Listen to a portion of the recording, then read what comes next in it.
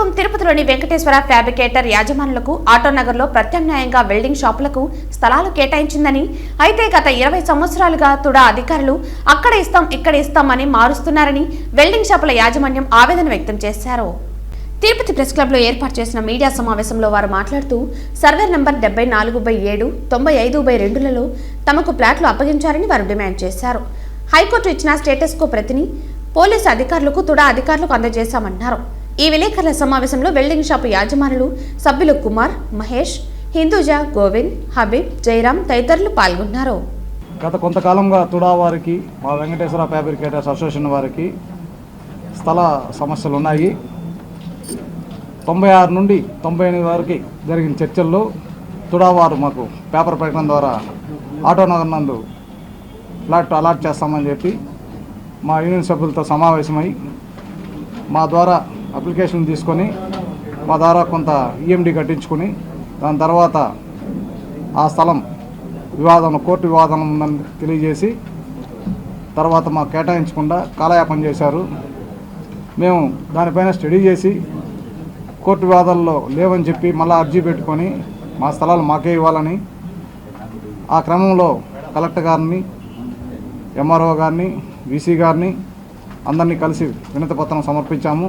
అయినా కానీ వాళ్ళు మాకు కేటాయించకుండా ఆ స్థలంలో వేరే షాపింగ్ కాంప్లెక్స్లు కట్టాలని పని మొదలుపెట్టారు. అందువల్ల మళ్ళా మేము యూనియన్ సభ్యులు అసోసియేషన్ వెళ్ళి కలిసాము. అయినా వాళ్ళు స్పందించలేదు.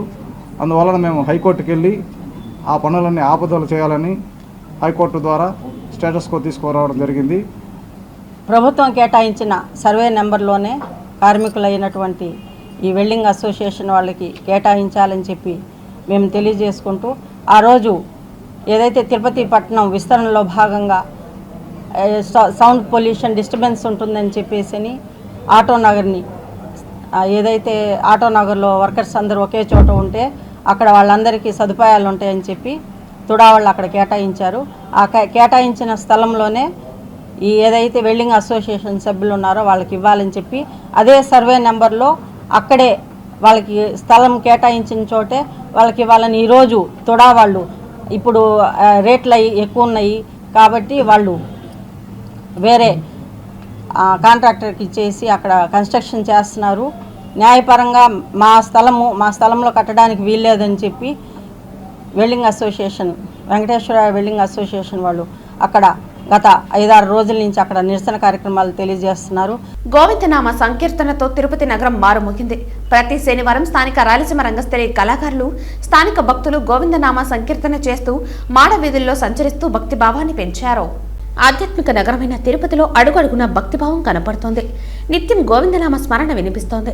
స్థానిక రాయలసీమ రంగస్థలి కళాకారులు ప్రతి శనివారం నగర సంకీర్తన చేయాలని సంకల్పించారు. ఈ క్రమంలో నేటి ఉదయం వేకోజామున స్నానం ఆచరించి గోవిందనామాలు ధరించి గోవిందనామ సంకీర్తనలు చేస్తూ గోవిందరాజస్వామి ఆలయ మాడవీధుల్లో మంగళ వాయిద్యాల నడుమ పర్యటించారు. ఈ సందర్భంగా కళాకారులు మాట్లాడుతూ ఎంతో పవిత్రమైన తిరుపతిలో భగవంతుని సంకీర్తన చేయటం లేదా భజన చేయటం ఎంతో పుణ్యం ఇస్తుందని అన్నారు. తిరుపతి లాంటి పుణ్యక్షేత్రంలో పుట్టడం లేదా జీవించడం ఎన్నో జన్మల పుణ్యఫలమని పేర్కొన్నారు. ఈ కార్యక్రమంలో రాయలసీమ రంగస్థలి కళాకారులు గుండాల గోపీనాథ్, రాజా, జేజీరెడ్డి, సుబ్రహ్మణ్యం, బాసురెడ్డి, తిరుపాలాచారి తదితరులు పాల్గొన్నారు. తిరుపతి నగరంలో గత 3 నెలలుగా నగర సంచారం చేస్తున్నాము. ఈ నగర సంచారంలో గరుడుగొమ్ము తీసుకొని పురవీధిలో ప్రదర్శన చేస్తే చాలా పవిత్రంగా పుణ్యఫలం కలుగుతుంది. ప్రతి ఒక్కరు కూడా ఈ ప్రోగ్రాంలో వచ్చి పాల్గొని జయప్రదం చేస్తారని ప్రతి శనివారం 4:45 గోవిందరాజస్వామి ఆలయం ఎదురుగా ఉన్న ఆంజనేయ స్వామి గుడి వద్ద నుంచి ప్రారంభమవుతున్న ఉదయము ఈ భక్తిభావంతో ప్రతి భక్తులు కూడా వచ్చి ప్రజలు వచ్చి జయప్రదం చేస్తారని ఈ భజన సంకీర్తన మండలం ద్వారా మనవి చేసుకుంటున్నాం, కోరుకుంటున్నాం. నమో వెంకటేశాయ నమో. తిరుచానూరు పంచాయతీలో వైసీపీ అక్రమాలకు అదుపు లేకుండా పోతోందని, ఇప్పటి వరకు టీటీడీ ఆస్తులు, పంచాయతీ ఆస్తులపై దందాలు నడిపిన వైసీపీ గుండాలు ప్రైవేటు ఆస్తుల్లో చొరబడుతున్నారని సిపిఎం జిల్లా నేత కందారపు మురళి తీవ్ర విమర్శలు చేశారు. తిరుచానూరు లెక్క దాఖలా సరస్వతి నగర్లోని సర్వే నంబర్ 260లో పెరుమాల్ అనే వ్యక్తి పేరుపై ఉన్న 220 అంకణాల స్థలంలో వైసీపీ ఎంపీటీసీ నరేష్ వారి అనుచరులు కబ్జాకు పాల్పడ్డారని ఆరోపిస్తూ సిపిఎం నేతలు శనివారం నాటి ఉదయం కబ్జా జరుగుతున్న ప్రాంతంలో నిరసన తెలియజేశారు. సిపిఎం చేపట్టిన నిరసనకు తెలుగుదేశం పార్టీ నాయకులు మధు, జనసేన కార్యకర్తలు మద్దతుగా నిలబడ్డారు. తిరుచానూరు సర్పంచ్ రామచంద్రారెడ్డి తమ్ముడు నరేష్ తప్పుడు డాక్యుమెంట్లు సృష్టించి ప్రైవేటు స్థలాల్లో జొరబడి కబ్జాలకు పాల్పడుతున్నారని సిపిఎం పార్టీ కార్యకర్తలు, నాయకులు అక్రమ కట్టడాలను కూల్చివేశారు. సిపిఎం, తెలుగుదేశం, జనసేన జెండాలు ఆ ప్రాంతంలో నాటారు. ఈ సందర్భంగా బాధితులు ప్రైవేటు స్థలాల్లో వైసీపీ భూ కబ్జాలను వ్యతిరేకించండి, వైసీపీ అక్రమాలను ఎదుర్కోండి, వైసీపీ డౌన్ డౌన్ అంటూ పెద్ద ఎత్తున నినాదాలు చేశారు. ఈ సందర్భంగా సిపిఎం నేత కందారపు మురళి మాట్లాడుతూ తిరుచానూరులో అక్రమాలు పెచ్చుమీరుతున్నాయని, ఆఖరుకు ప్రైవేటు భూముల్లో సైతం కబ్జాలకు పాల్పడటం వైసీపీ అక్రమాలకు పరాకాష్ఠగా భావించవచ్చునని అన్నారు. చంద్రగిరి ఎమ్మెల్యే చెవిరెడ్డి భాస్కర్ రెడ్డి, ఆయన తనయుడు మోహిత్ రెడ్డిలు తిరుచానూరులో జరుగుతున్న అక్రమాలకు సమాధానం చెప్పాలని, లేని పక్షంలో వారి మద్దతుతో ఇవన్నీ జరుగుతున్నట్లుగా తాము భావించాల్సి వస్తుందని అన్నారు. తిరుచానూరులో వైసీపీ అరాచకాలు రోజు రోజుకి మితిమీరిపోతా ఉన్నాయి. అమ్మవారి ఆస్తులను కూడా మింగేసినటువంటి గరానా పెద్ద మనుషులు పంచాయతీ ఆస్తులన్నీ కూడా తినేశారు, దేవస్థానం ఆస్తులను తినేశారు. ఇవన్నీ చాలదన్నట్టుగా ఇప్పుడు ప్రైవేటు భూములు కూడా మళ్ళారు. ఇక్కడ ఈ తిరుచానూరు సర్పంచ్గా ఉన్నటువంటి రామచంద్రారెడ్డి, ఆయన అనుయాయులుగా ఉన్నటువంటి వాళ్ళు, ఆయన బంధువులు అని చెప్తున్నారు. ఇక్కడ ఎంపీటీసీగా కూడా ఉంటాడని చెప్పి ఆయన గురించి చెప్పారు నాకు. ఇట్లాంటి వాళ్ళందరూ పని ఏమంటే, ఎక్కడ అమాయకంగా దొరుకుతారో, ఎవరైతే బలహీనంగా ఉంటారో వాళ్ళందరి మీద దౌర్జన్యాలు చేయడం, పేదల భూముల్ని పెరుక్కోవడం, ఇది ఒక నిత్య కృత్యంగా మారిపోయింది. దీన్ని సహిస్తూ ఊరుకునేది లేదని చెప్పి ఈరోజు సిపిఎం, తెలుగుదేశం పార్టీ, జనసేన ఆధ్వర్యంలో ఇక్కడ మేము నిరసన కార్యక్రమాన్ని చేపట్టాం. ఒక సెంటు భూమి కూడా లేనటువంటి పరిస్థితి ఉంది. కానీ ఇప్పుడు పట్టా భూముల్లో కూడా వస్తారు. మరొకసారి ఈ ప్రభుత్వం వస్తే మాత్రం ఖచ్చితంగా మొత్తం పట్టా భూములు అన్ని కూడా ఆక్యుపై చేసుకొని ఇళ్లలో ఉండే వాళ్ళు కూడా బయట చేసి బేగాలేసుకునేటువంటి పరిస్థితి చేస్తారు. ఈ నియోజకవర్గంలో సిద్ధం అని చెప్పి జగన్మోహన్ రెడ్డి రాష్ట్ర వ్యాప్తంగా బేరాలు వేశారు. పట్టా భూములు అన్ని భూములు ఆక్యుపై చేసుకోవడానికి మీరు సిద్ధంగా ఉన్నారని అడుగుతున్నాను. ఖచ్చితంగా దీన్ని వెంటనే స్పందించాలి. అప్రూవల్ తీసుకున్నాము, పట్టా ఉంది, అన్ని ఉన్నా కూడా ఇంత వాళ్ళు ఆక్యుపై చేసి ఇంత దౌర్జన్యంగా ఎంతమంది 20 మంది 30 మంది వచ్చి కబ్జా చేస్తున్నారు. దీన్ని వెంటనే ఆపాలి. దీన్ని ప్రభుత్వం, ఎంఆర్ఓ కానీ పోలీసులు కానీ దీన్ని వెంటనే ఆపి చర్యలు తీసుకోవాలి. లేని పక్షం ఇంకా పెద్ద ఎత్తున ఆందోళన కూడుకుంటామని చెప్పి హెచ్చరిక చేస్తున్న వైసీపీ ప్రభుత్వానికి. కార్వేటి నగరం మండల ఎంపీపీ లతా బాలాజీ ఆధ్వర్యంలో సిడి కండ్రిగా టీకేఎంపేట పంచాయతీల నుండి సిద్ధం బైక్ ర్యాలీ ఏఎంసీ డైరెక్టర్ ఆకుల గోపి ప్రారంభించారు. కార్వేటి నగరం మండలం చిత్తూరు పుత్తూరు జాతీయ రహదారి దగ్గర ఉన్న బంగారమ్మ గుడి నుంచి పద్మసరస్సు మీదుగా సురేంద్రనగరం, డిఎంపురం, కేఎంపురం, కొల్లాగండ్రిగా వయా అమ్మపల్లి క్రాస్ వరకు బైక్ ర్యాలీ నిర్వహించడం జరిగింది.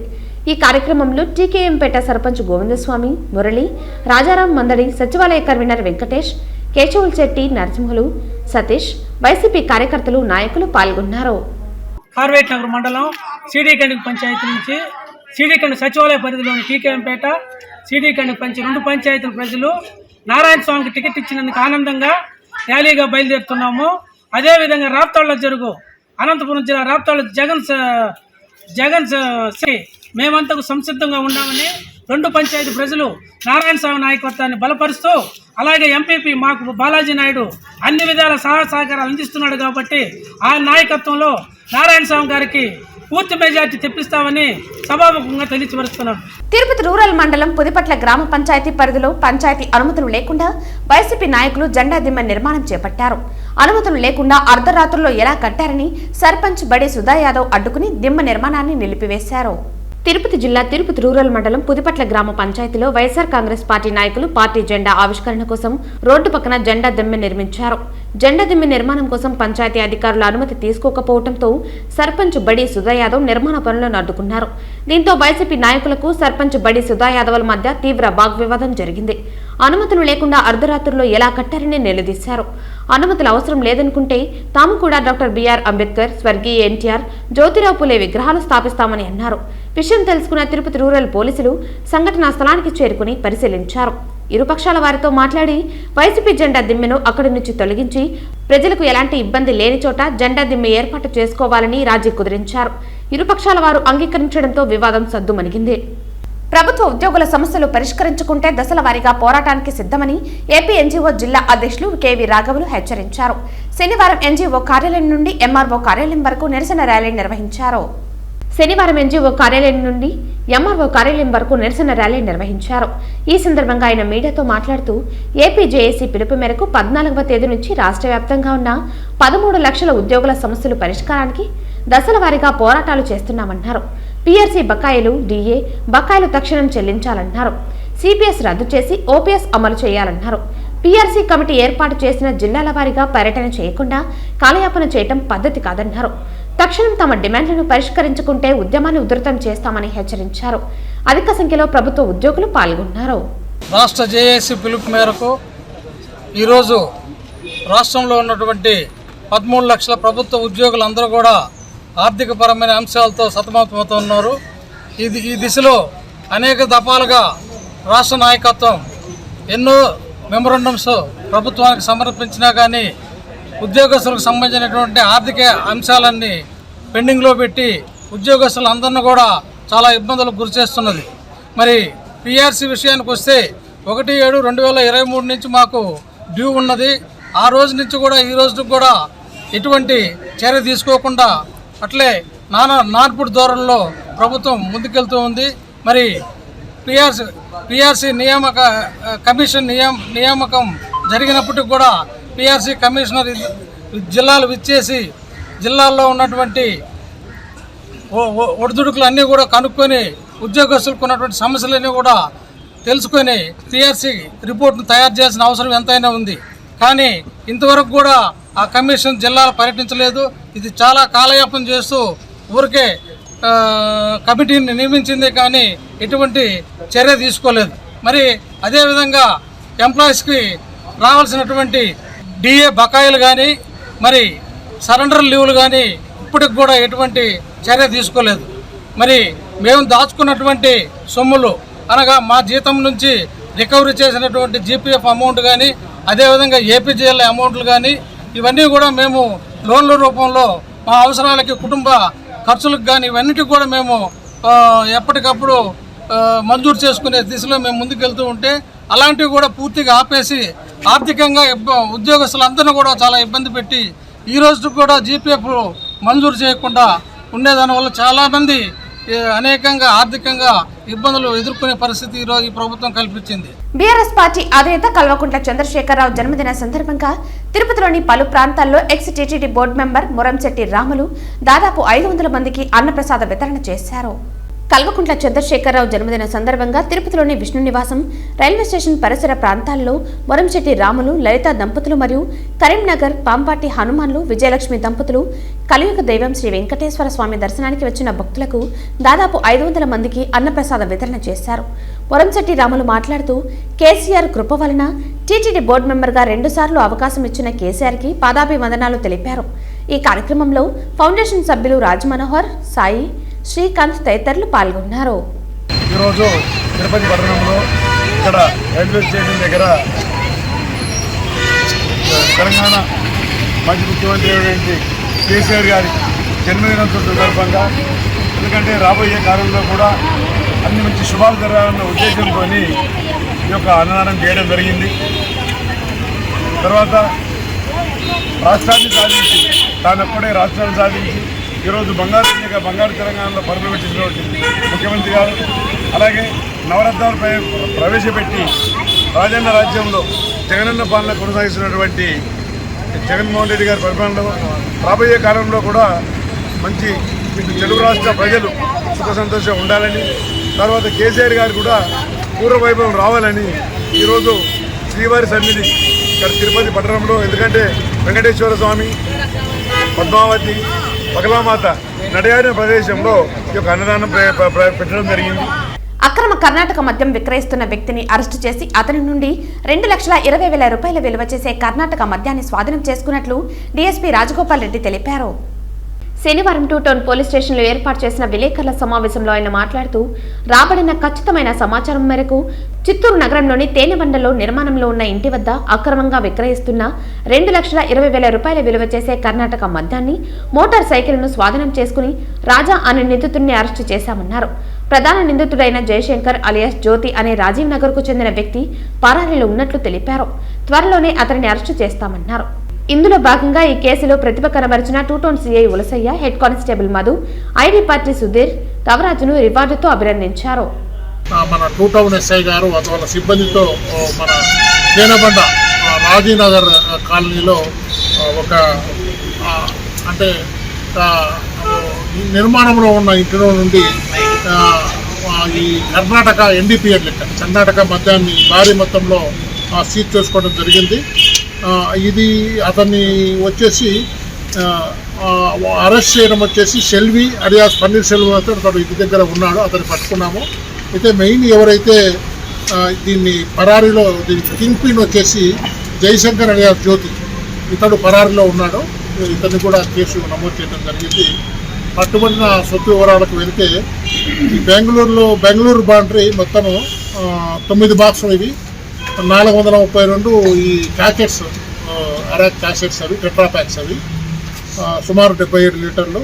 తర్వాత బెంగళూరు రమ్ ఒకటి, ఇది ఒక 13 బాక్సులు, 624 ప్యాకెట్లు, సుమారుగా 112 లీటర్లు, దాదాపు 1 లక్ష, మొత్తం 22 బాక్సులు, దాదాపు 1,80,000 విలువ చేస్తుంది. టోటల్ 180 లీటర్ల మద్యం స్వాధీనం చేసుకోవడం జరిగింది.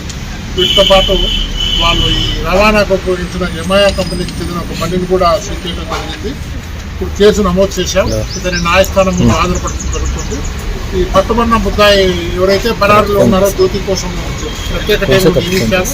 ఇదే కాక ఇతని ద్వారా ఇతని ద్వారా ఎంతమందికి మద్యం ఇచ్చాడు, ఇంకా ఇతని ద్వారా ఎంతమంది మద్యం వ్యాపారంలో అక్రమ మద్యం వ్యాపారంలో ఉన్నారు అనేది వారందరినీ కూడా కూపీలాగి అందరినీ కూడా పట్టుకొని అరెస్ట్ చేసి చట్టం ముందు ఖచ్చితంగా ఉంచుతామని చెప్పేసి తెలియజేస్తున్నాం.